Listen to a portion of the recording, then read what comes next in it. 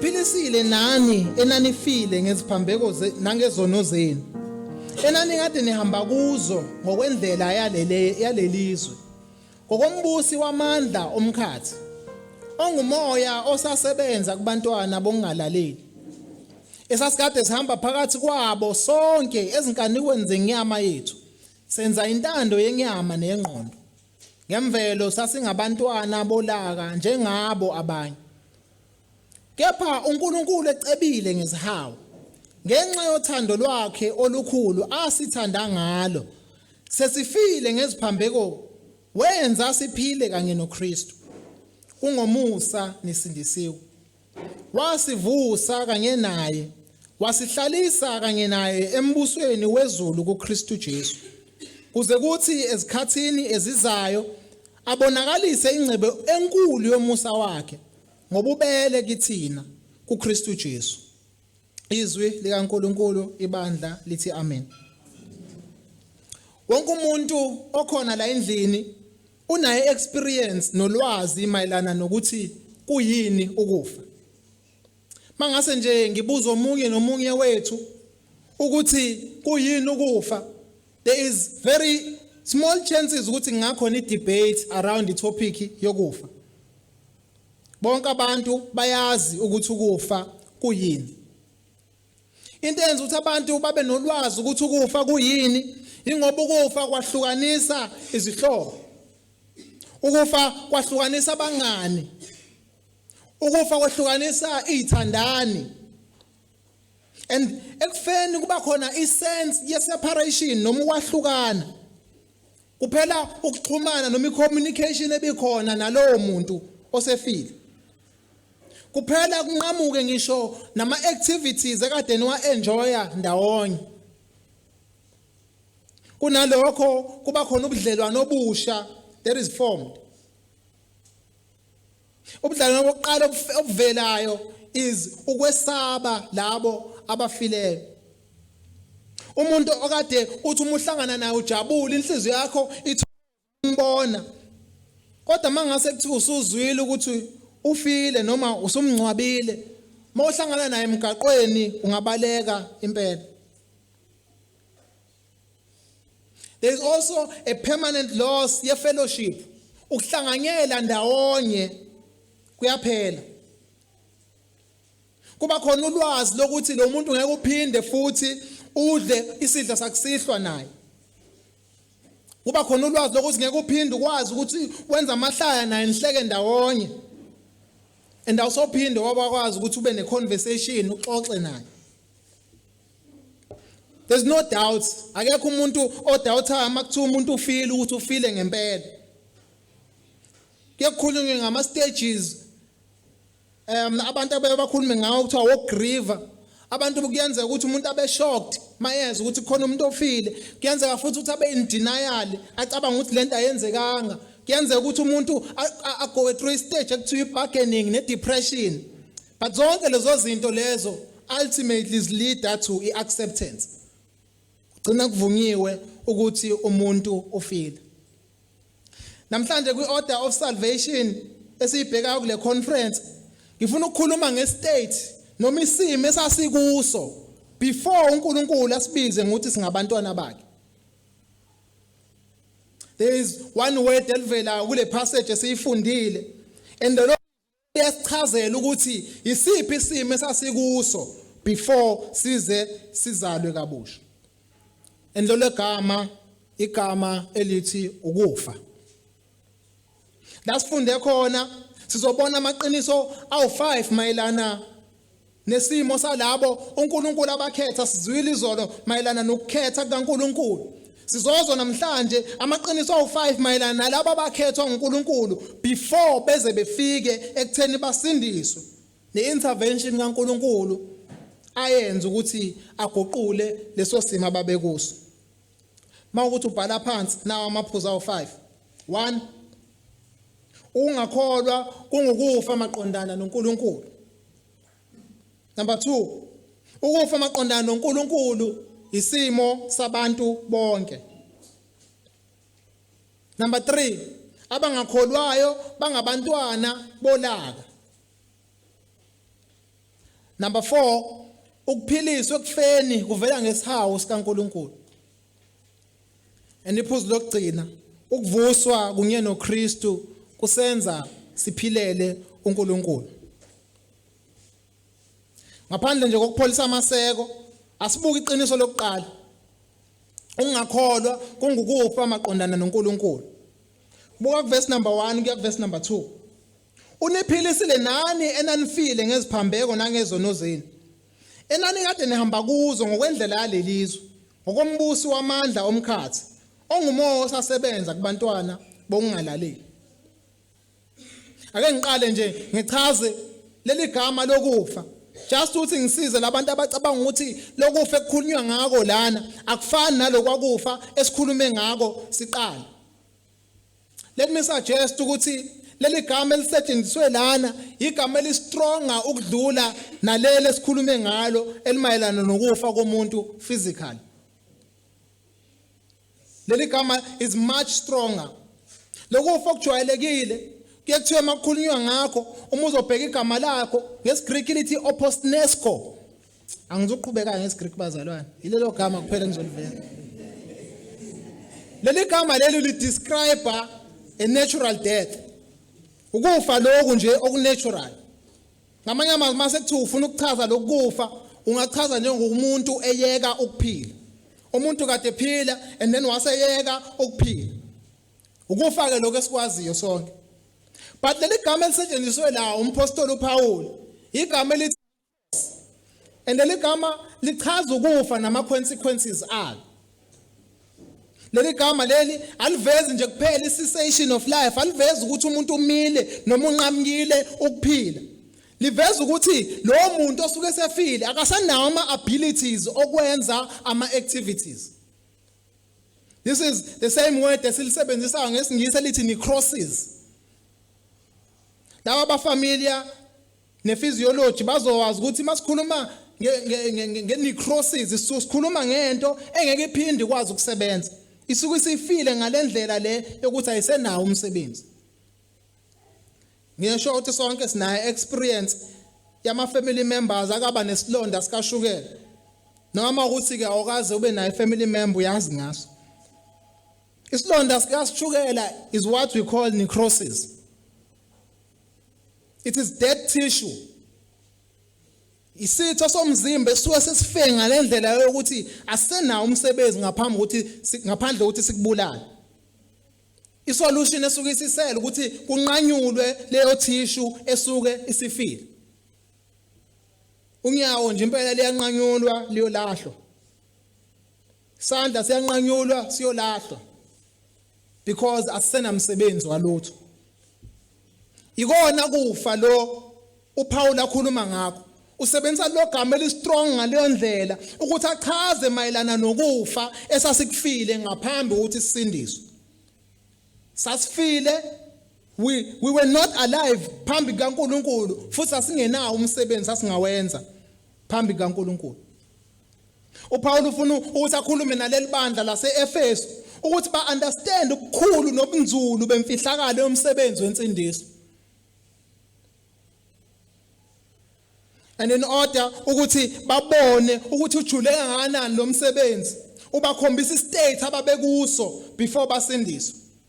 And uthi leso state i-state se-necrosis. Ungakholwa kuNkulunkulu ku-equivalent noma kuyalingana nokufa maqondana noNkulunkulu. Umuntu ongakholwa ufile maqondana noNkulunkulu. This means ukuthi just like isilonda sikashukela sasi-useless maqondana noNkulunkulu. That's the state somuntu ongakholwa.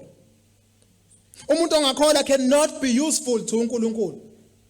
Akwazi asetshenziswe noma athokozise uNkulunkulu. And just like unyawo olunesilonda is amputated, naye umuntu ongakholwa uamputated noma uhlukanisiwe noNkulunkulu. Not only this, umuntu ongakholwa ukwistate ongakwazi ngisho ukuyisiza yena. He is amputated. And akakwazi nokuthi azenze ukuthi aphile, upowerless. That is the state akuso. But not only ukuthi sasifile maqondana noNkulunkulu, iBhayibheli lisikhombisa ukuthi sasi actively alive esonweni. Sasingafile nje maqondana noNkulunkulu, kodwa khona la sasiphila khona. Sasiphila esonweni. Sasiphila esonweni. And uyasivezela lo uverse number 3 mayiqhubeka khona ethi sasikade sihamba phakathi kwabo. Sasikade sihamba phakathi kwabo. Sasifile ngeziphambeko zethu. Yila sasiphila khona.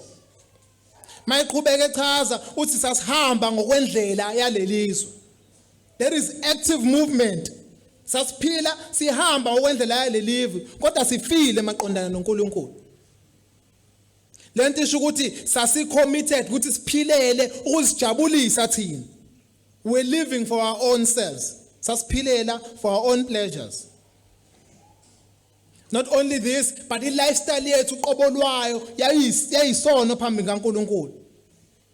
Okusho ukuthi ekseni besivuka sicabanga ngesono, emini besizindla ngesono, nasebusuku besiphupha ngesono.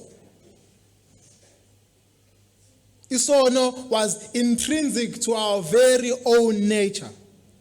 Yona into le inature yethu noma imvelo yethu ebiresonate nayo noma ebizwana nayo. Naturally isono besisithanda. Ngiyizwa abanye bethi umuntu neutral.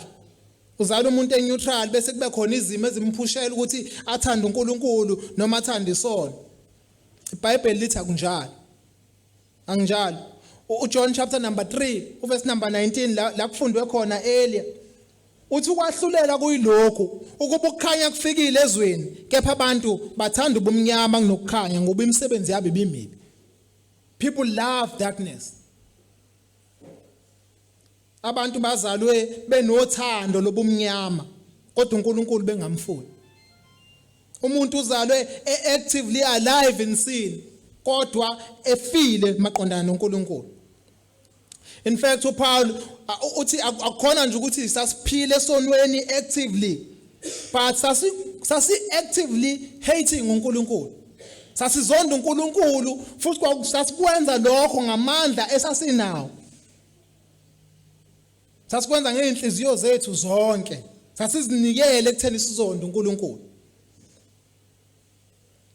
uJohn chapter number 3 verse 20 wakhona uma uqhubeka ukuthi ngokuba ilo nalo wenza ukuba uzonda ukukhanya. He hates the light. Akeze kukhanye ngokuba imisebenzi yakhe ingasolwa. Ukuba imisebenzi yakhe ingasolwa. Abantu abangakholwa not only ukuthi bahlele ebumnyameni but bayabunyama bahleli kubo. Ukukhanya ngeke beze kuko because ukukhanya kuzoveza imisebenzi yakhe. uPaul uyaqhubeka asikhombisa ukuthi sasingawona ama victims but sasingama willing servants to Satan. Sasizinikele thina ekusebenzeleni uSatan. That is why mayiqhubeka ethi sasihamba ngokombusi wamandla omkhathi. Ngokombusi wamandla omkhathi. This shows us ukuthi kwakukhona imotivation yayikhona behind ibehavior yethu. Sasiqhutshwa ukuthi sifuna ukuthokozisa umbusi wamandla omkhathi. Mase nje kuthiwa ngiyibeka loosely ngasho ukuthi before sisindiswe sasingabasebenzi bakaSathane. Sicabanga njalo ukuthi makukhunywa ngeSatanist sokukhulunywa ngomuntu ovuka ekseni ahamba ayothandaza uSathane. Mawuthi yenzeka into kanjalo. Sicabanga ukuthi umuntu mhlawumbe okuyi-Illuminati sakhula kuduma into enjalo sina ngezikhathi zethu. Namhlanje uPaul usitshela ukuthi ungakholwa kulingana nokuthi uyiSatanist. You are a worker of the devil. That is what we were. Before uNkulunkulu enza umsebenzi omuhle kangako usindisa, wasifica sisebenzela uSathane. Sihamba ngokombusi wamandla omkhathi. Umehluko ukhona nje phakathi kwethu namaSatanist ukuthi wona active lekusebenzela uSathane, sina sicabanga ukuthi asikho active. At least bona bayazi basebenzela uSathane. but thina sicabanga ukuthi konke esikwenza sikwenzela uNkulunkulu sibe sisebenzela uSathane. And so isizathu lesu uPaul ethi sasifile maqondana noNkulunkulu kodwa siphila maqondana nesono. We were workers of the devil. That is our state singakakholwa. But this is not just us. Akukhulumi nje ngathi kuphela sesisindisiwe ukuthi sasikulesi state. But the situation ya wonke umuntu lo. Wonke umuntu ozaliwe ngaphansi komthunzi welanga uzalwe engisisebenzi sikaSathane. Lento siyise kwiqiniso lethu lesibili esithe solibheka ukuthi ukufa maqondana noNkulunkulu kungokwabantu bonke. Kungowabantu bonke. Buku verse number 2 ingxenye yesibili yakhona uya ku3. Uthela ngade nihamba kuzo ngokwendlela yalelizwe ngokombuso wamandla omkhathi ongumoya osasebenza kubantwana bokungalaleli. Esasikade sihamba phakathi kwabo sonke ezinkanukweni zenyama yethu. This is a state yabo bonke abantu abakhona emhlabeni. I-indictment le ayenzayo uPaul eqondise kuwo wonke umuntu owazalwa, wonke umuntu osazalwa namhlanje nawo wonke umuntu oyozalwa kusukela manje. Bonke abantu bangaphansi kwesiqalekiso sinye sokuthi bazalwa bengaphansi kamoya osebenza kubantwana bokungalaleli. Kunomhlabeleli othi ubani ongavuma uSathane adlale ngaye. uPaul uthi bonke abantu bavumile. All. Not ukuthi umbuso wamandla omkhathi uthi ungumoya osasebenza kubantwana bokungalaleli. Uthi benginothisha weEnglish bezositshela ukuthi present continuous tense le. Inkathi yamanje esaqhubeka. Umuntu ongakholwa akekho independent. Akasicabangeli yena azenzeleni into ayithandayo. Njengoba sesishilo ngenhla umuntu ongakholwa unombusi wakhe. Umuntu ongakholwa unenkosi yakhe. Not only this but kunamandla asebenza enhlizweni yakhe. Uvula inhliziyo yakhe wavula umnyango wayo wasevulela umbusi wakhe ukuthi akangena ahlale phansi abe nesihlalo khona. Enduhleli phansi umbusi wakhe uphethe izintambo zonke zokubusa. Urana yonke iminyango. We are no president wenhliziyo yakhe. And lo moya osebenza kuye ngaphakathi enhlizweni awuvulele yena ukuthi awusebenze umenza azonda uNkulunkulu athanda isono sakhe. Lo moya is actively at work to keep them dead. Usebenza nsuku zonke, usebenza 24/7 lo moya. uPaul usifundisa ukuthi uSathane akaphumuli. Athi omunye ulala kanjani uSathane engale.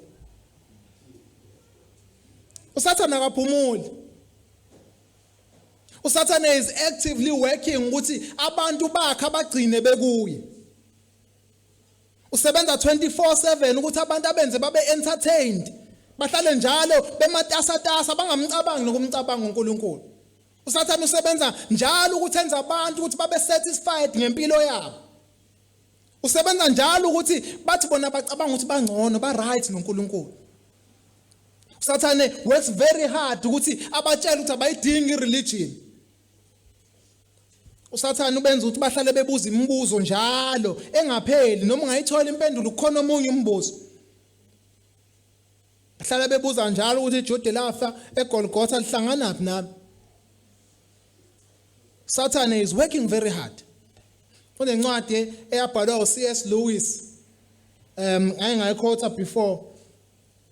uC.S. Lewis ubhala this fiction ephakathi kwaSathane idemon elikhulu eselikade limkantshubovu lisebenza nedemon elisalincane elisafufusa. And leli demon leli li-advise lelincane ukuthi lizokwenza kanjani ukuthi likwazi ukusebenza einhlizweni zabantu elisebenza kubo. And leli demon elikhulu liyalitshela lelincane ukuthi keep them entertained.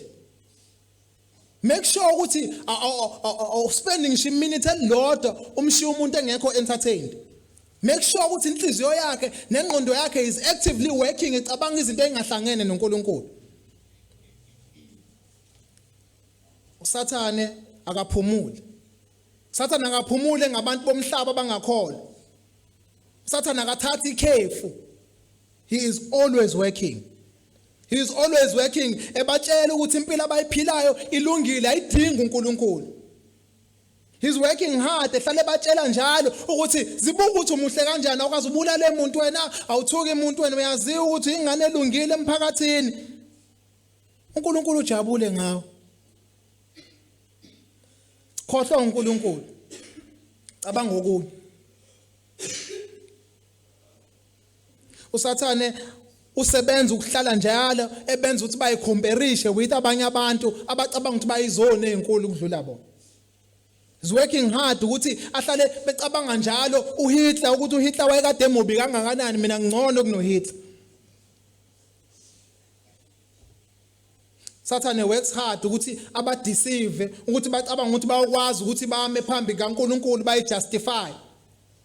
Wathi omunye mangifika ezulwini ngombuza mina uNkulunkulu uthi indaba engayivezanga. Indaba engavelanga esibhakabhakeni nathi ngikhona.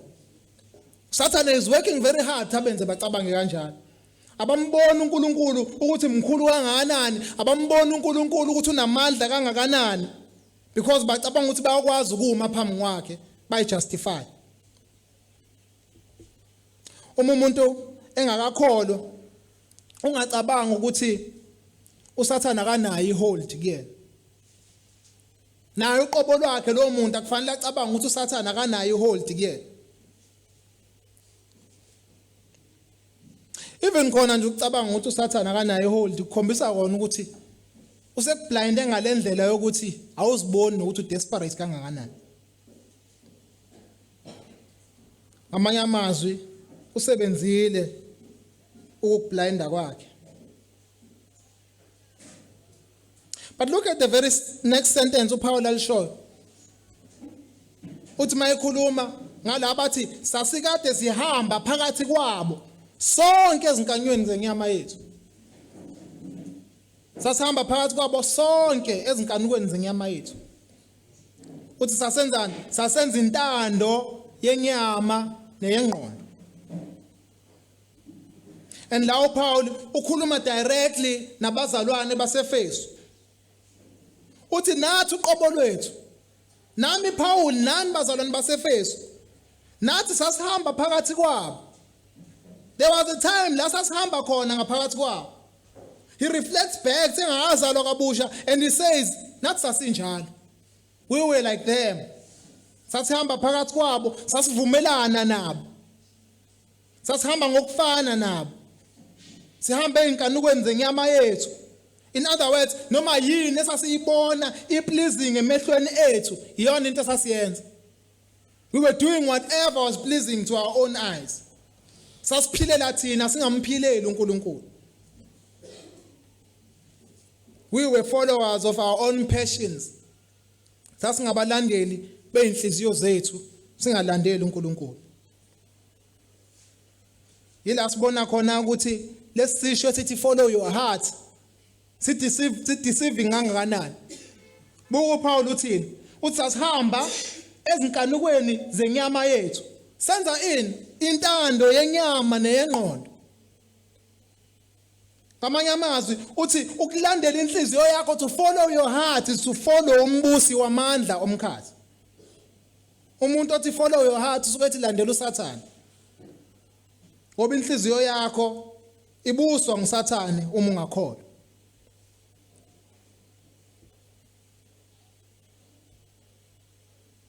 Sasihamba ngokwentando yenyama neyengqondo.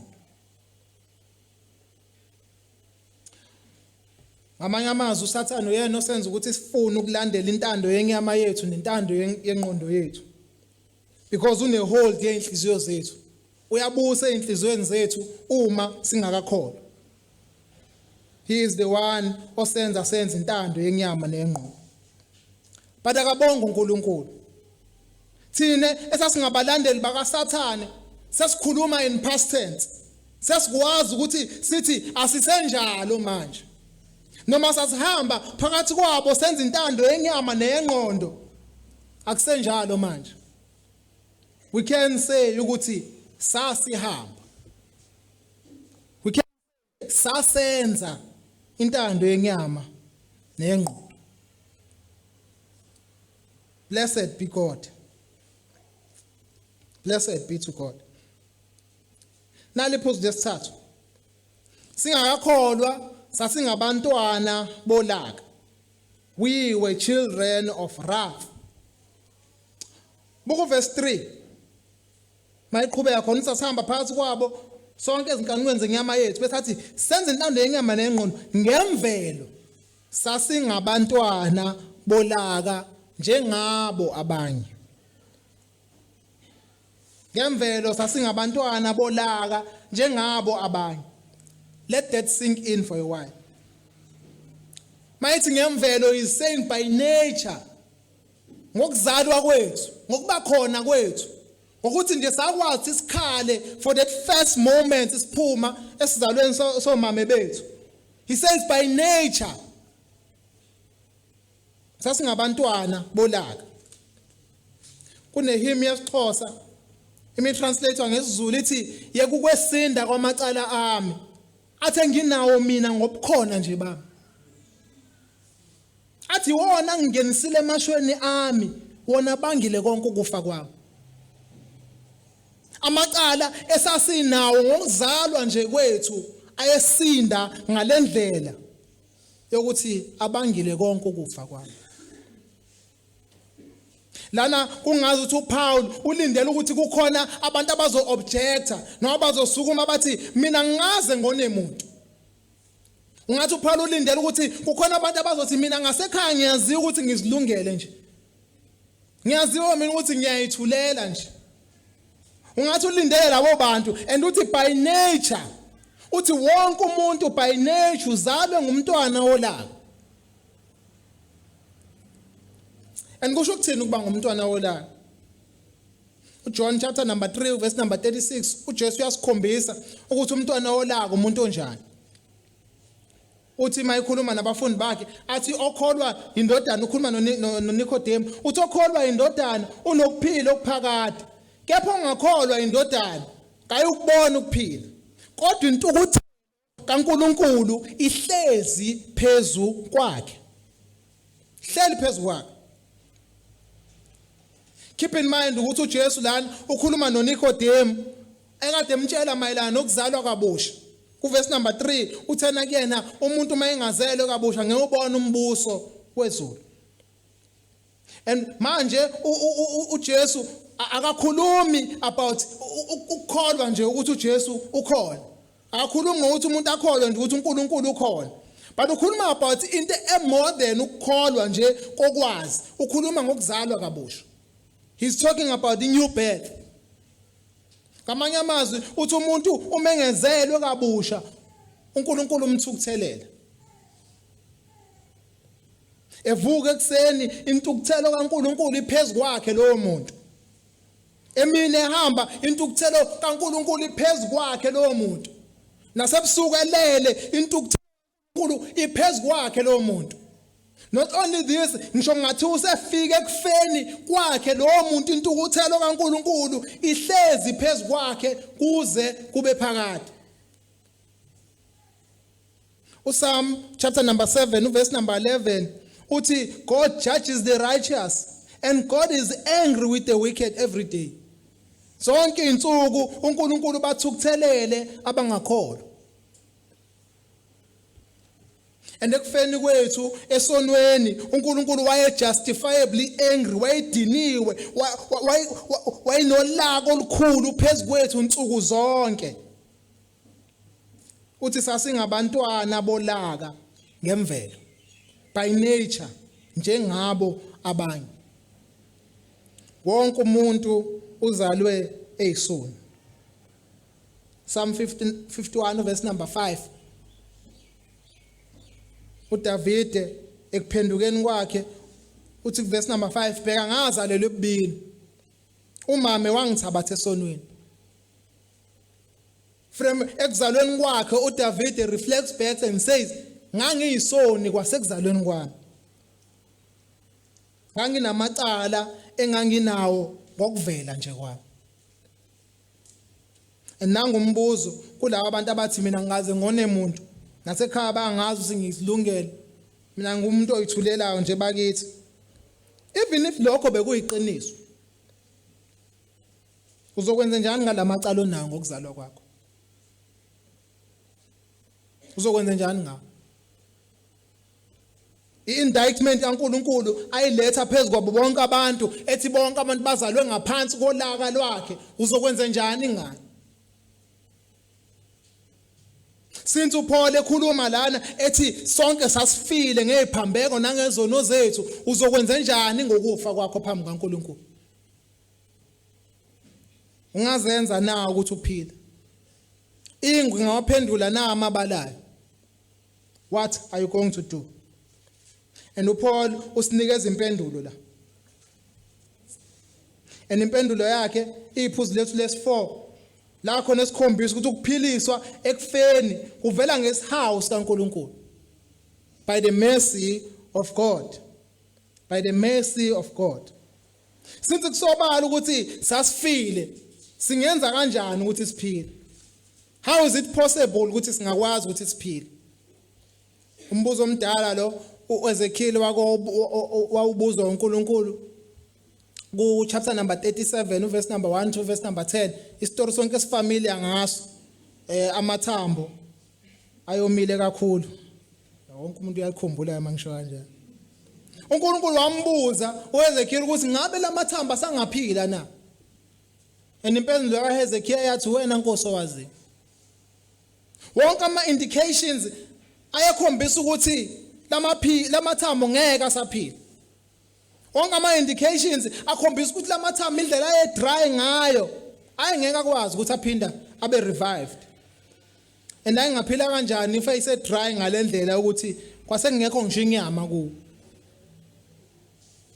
And nathi njengawo lawa mathambo sasingenayo iability ukuthi siphile. Thina sikuleso state se-necrosis sasi unuseful. Sasingesakwazi ukuthi siphile. And verse number 4 uPaul uqala ngalamazwi uthi kepha uNkulunkulu ecebile ngesihawu. But God rich in mercy. Kepha uNkulunkulu ecebile ngesihawu. uPaul usikhombisa ukuthi uNkulunkulu is rich in mercy. Ngamanye amazwi uNkulunkulu is not lacking kwisihawu sakhe. uNkulunkulu unesihawu esiningi. Ngamanye amazwi akekho umuntu onesihawu esidlule sikaNkulunkulu umhlaba wonke. In fact noma ngathiwa abantu makuthi possible bathatha izihawu zabo zonke bayihlanganisa ndawonye ngeke zakwazi ifike kwisihawu sikaNkulunkulu. uNkulunkulu ucebile ngesihawu. He's not lacking in mercy. And umbuzo ovamisa ukuvela ukuthi umusa uhlwe kanjani nesihawu? uConrad Mbewa wayichaza kamnandi ngomunye unyaka kwiTBT eMYC. He made an example wathi mangase kuthi uhlangana nomuntu ongamazi eshawa ngabantu bese uyamlamulela, you are showing isihawu. We see a picture yesihawu eBhayibhelini uJesu ekhuluma ngayo la ekhuluma khona ngomSamariya olungileyo. There is a picture yesihawu. But mangase kuthi uhlangana nomuntu omaziyo, it's a different picture now. Umuntu omaziyo lo kade kudelela, mhlambe kade kushanga izolo, wakuthuka futhi, uhlangana naye seshawa ngabantu bese uyamlamulela, udele ngisho ukuthi kuze kushawe wena ngaphandle kwakhe. Uncamela ukuthi uzumfele lowo muntu lowo ekonile kangako. That is grace. Umehluko lana ukuthi isihawu sikhombisa umuntu ukuthi akenzanga lutho oluhle ukuthi ungamhawukela. There is nothing that you can present and say, yazi ukuthi ngibona ukuthi kuye ngase ngathi uthi ngimhawukele lo muntu. But kumusa uthola opposite kunalokho okufanele. And leli gama leli fitting to a context esikuyo. uPaul ulisebenzisa kahle leli gama. Since asifile maqondana noNkulunkulu, then sasingeke sakwazi usenza lutho kuNkulunkulu engenza sideserve isihawu sakhe. We have nothing esasikade singayicontributor kuNkulunkulu. Sasi unable and unwilling. Sasingakwazi futhi sasingafuni. But uNkulunkulu sivezela ukuceba kwakhe ngezihawu. He is showing how rich he is in mercy. God is rich in mercy. And ukuveza kanjani uNkulunkulu ukuthi u-rich in mercy? Verse number 1. Uniphilisile. Nani enanifile. Uniphilisile nani enanifile. There is God showing how rich he is in mercy. uNkulunkulu sikhombisa ukuthi ucebe kangakanani ngomusa. Oh dear saints, thina sasikade si-indifferent uNkulunkulu.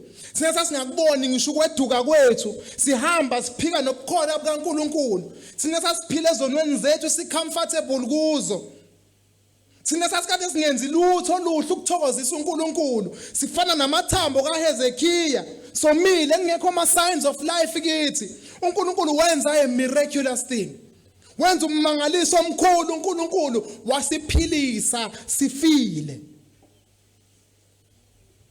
Wena othanda ama-miracles, nawo ama-miracles. Nayi imangaliso. Imangaliso siyibona nsuku zonke.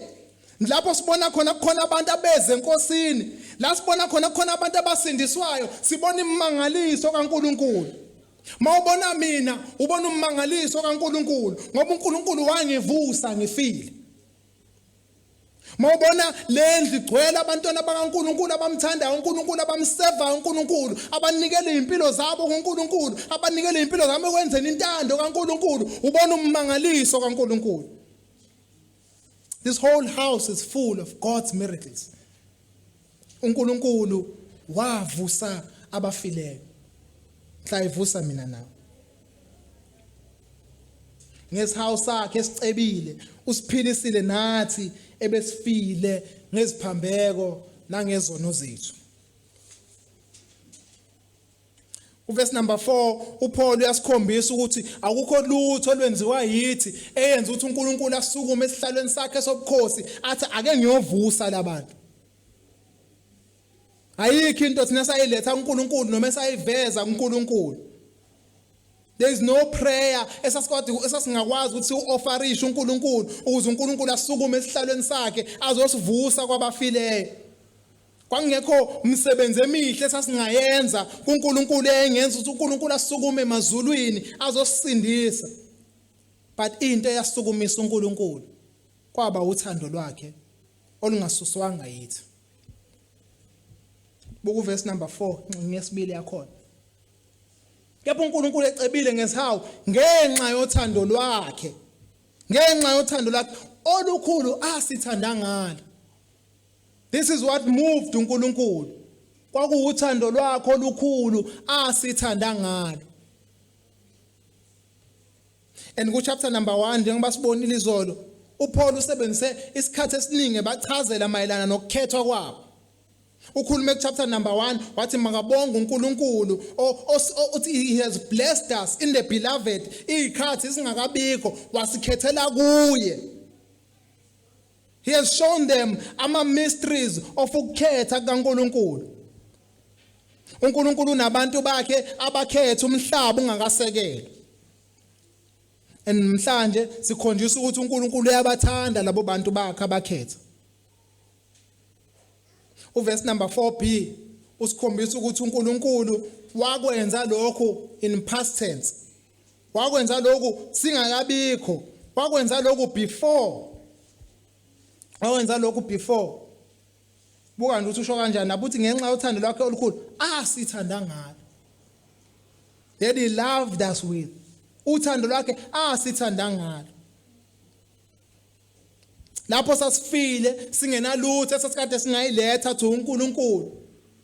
Kepha ngenxa yothando lwakhe aluveza in election before umhlaba was created. Ngenxa yoluthando siyakhonjiswa ku verse number 5 ukuthi sesifile ngeziphambeko zethu wenza siphile kunye noKristu. Wenza siphile kunye noKristu.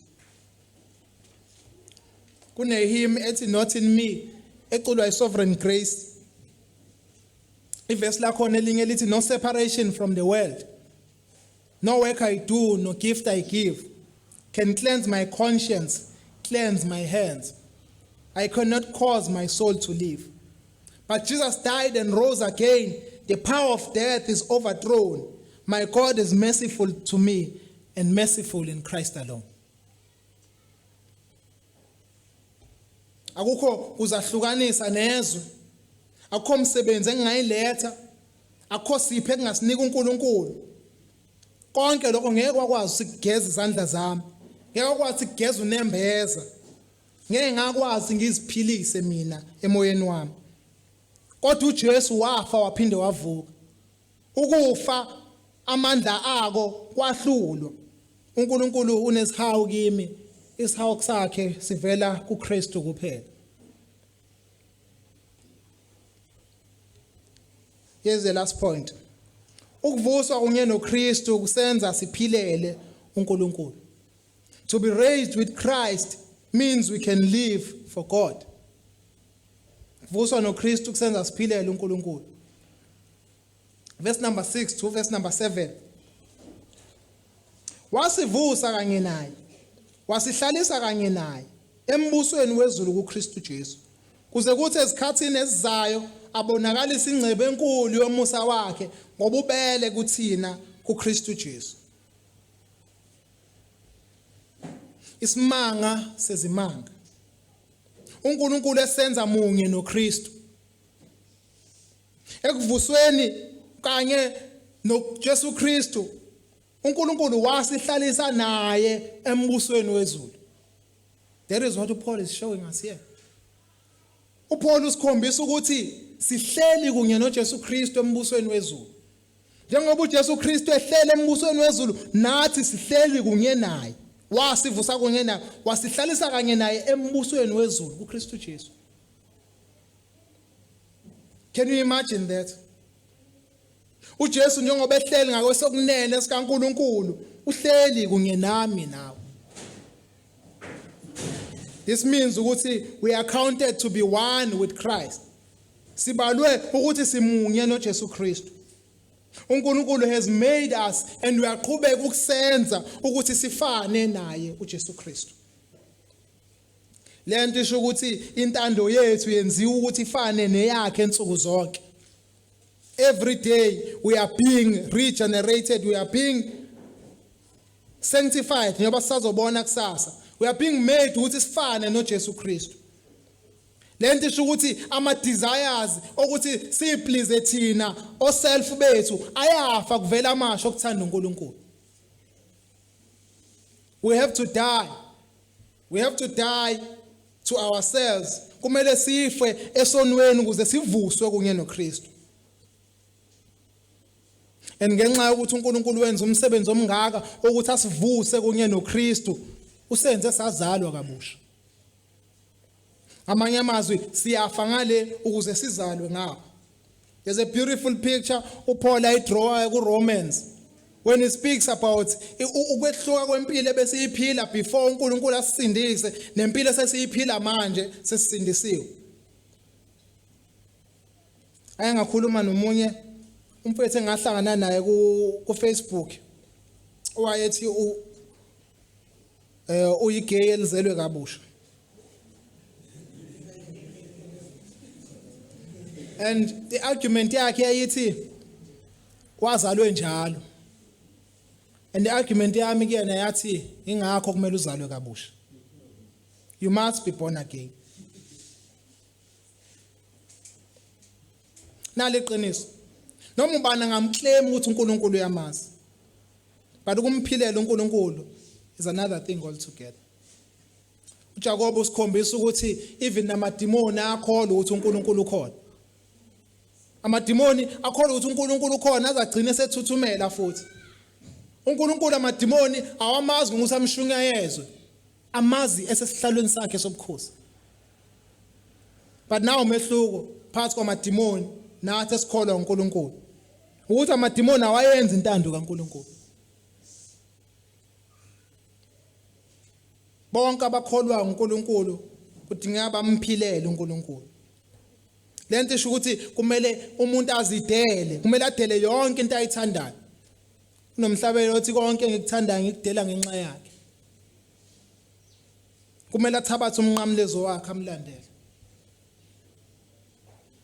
Colossians chapter number 3 verse 1 to 2 akhona. Uthi ngakho manavuswa kunye noKristu fonani okwaphezulu. Lapho ekhona uKristu ehleli ngaso kunene sikaNkulunkulu. Nakani okwaphezulu ninganaki kwasemhlabeni. Ukuvuswa kwabafileyo is the first thing ekumele yenzeke before umuntu asindiswe. Because umuntu mayengakasindiswa usuke esezonweni zakhe ezifele ezonweni zakhe. Akwazi nokuthi akwazi ukubona ukuthi umdinga kangakanani uNkulunkulu. But kune litmus test esikhonjiswayo namhlanje. To test ukuthi ngempela ngabe uregenerated yini, ngabe uvusiwe yini kunye noKristu, ngabe uvusiwe yini kwabafileyo, ngabe uzelwe yini kabusha, ngabe ama desires akho ashintshile yini, ngabe usanama selfish desires yini, la khona ucabanga khona ngefuture yakho, into oyibonayo iyimoto nemizi nemali. Ongabe uvuke ekseni njalo uzibuza ukuthi ngabe ngizomthokozisa kanjani uNkulunkulu namhlanje. Nansi regeneration into eyenzayo. Isenza ukuthi sifune ukuphilela uNkulunkulu. Njengoba kade siyiphilela thina, siphilela ukuthi siyithokozise thina, siphilela ama pleasures engqondo nenyama yethu. There has to be a change. Kumele mawukuthi sizalwa kabusha kube khona umehluko ovelayo. Ama desires nokuthanda kwethu kumele kuhluke. Ngabe usushintshile yini from ukuyithanda wena to ukuthanda uNkulunkulu. Sifile yini self love. That is the first thing ekumele yenze. Kumele kufi first love. If it's self love. Kube khona uthando likaNkulunkulu. Love God. Love God. Is it not amazing ukuthi uJesu mayekhuluma ngomyalo omkhulu kunayo yonke? Awukho love yourself. Akasho ukuthi love yourself with all your hearts and all your mind. Uthi thanda uNkulunkulu ngenhliziyo yakho yonke. Nangengqondo yakho yonke. Nangemicabango yakho yonke. Athola ngila unjalo, thanda umakhelwane. Thanda umakhelwane. But i-assumption uJesu asuke yenza lapha ukuthi uyayithanda wena. Uthi thanda umakhelwane ngobani? Njengoba uyithanda wena. Njengoba uyithanda wena. He knows ukuthi kunama selfish desires akhona kithi. Kukhona ukuyithanda thina esinakho natural because sizelwe. From ukuzalwa kwethu sazalwa sine selfishness. Sazalwa sinokuyicabangela thina. Nabantwana ababili abazalwa ngesikhathi esifanayo. Omunye mayembona ephethe toys, omunye uyamphuca ngoba ufuna lidlalena kuphela. Angaze ngibafundise leyo nto. Bazalwe benayo. Nathi sizalwe sinothando lwethu singamthanda uNkulunkulu. Abanye baye bathi umuntu ufuna ukuyibulala because akayithandi impilo yakhe, akayithandi yena. Wathi umfundisi wami wase Richards Bay uJonathan, mawukuthi ufuna ukubona usawuyithandi ngempela, buye esitolo thatha ukudla okubolile ushiye lokho fresh. Kodwa mawusafika esitolo ubone iapple elibolile, ubone elifresh bese thatha elifresh usayithanda. Akekho umuntu oyizondayo. And that is something esikhombisa ngempela ukuthi intrinsically phakathi kithi uthando lukaNkulunkulu asizalwanga naso, sazalwa sinothando lwethu. Yilo lo thando lwethu kumele lufe kube khona ukuthanda uNkulunkulu. Ngabe usaphila ezonweni zakho yini? Uthi mina ngilimaza umuntu. If lo kuwe namhlanje usuku lwakho lokubizwa yilo lolu.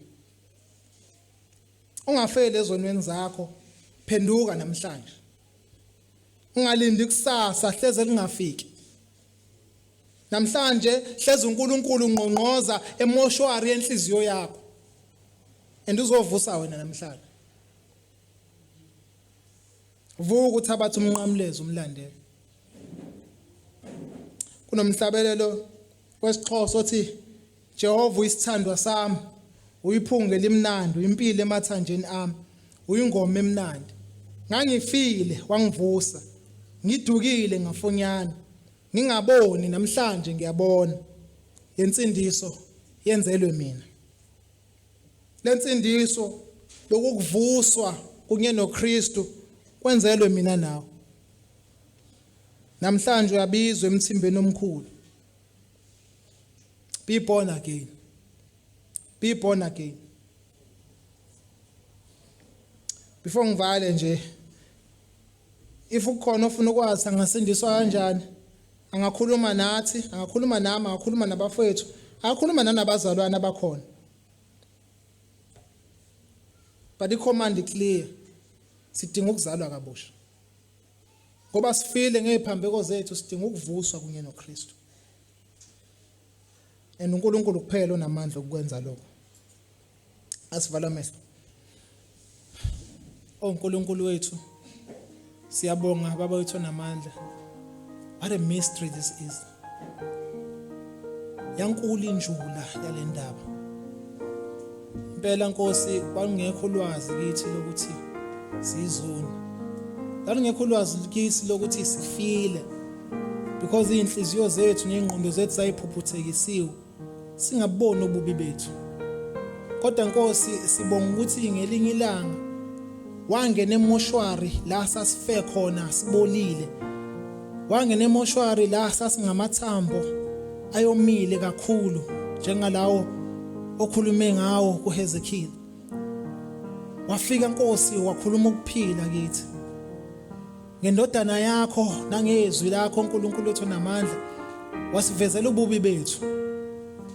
Wasibizela uNkulunkulu wethu namandla kuwena. Wasindisa ezonweni zethu. Wasivusa kwabafileyo. Wasinikeza impilo entsha. Wasinikeza ukuthi kube nedesire yokuthanda wena. Wasinikeza ukuthi kube newillingness Nkosi yokuza kuwe. Ongakho Nkosi, because of this we are eternally grateful. Umpostoli uPaul, uma kunjalo bani ongamelana nathi? Singathini ngalezi zinto? Nakufa, nakuhamba, nakwehla, nazingelosi, namadimoni. Akukho kuyasehlukanisa nothando lwakho. Siyabonga uNkulunkulu wethu onamandla. Khuleko wethu namhlanje ukuthi ungasiza sihlale njalo silikhumbula leli qiniso. Ungasiza omunye nomunye wethu nalabo abangakaze baze balethe impilo zabo kuwe. Ukuthi ubalethe kuwe Nkosi. You may regenerate them. Ubakhombise Nkosi ububi bezono zabo. Ukuze uNkulunkulu wethu namandla bezoza kuwe ukuze bazalwe kabusha.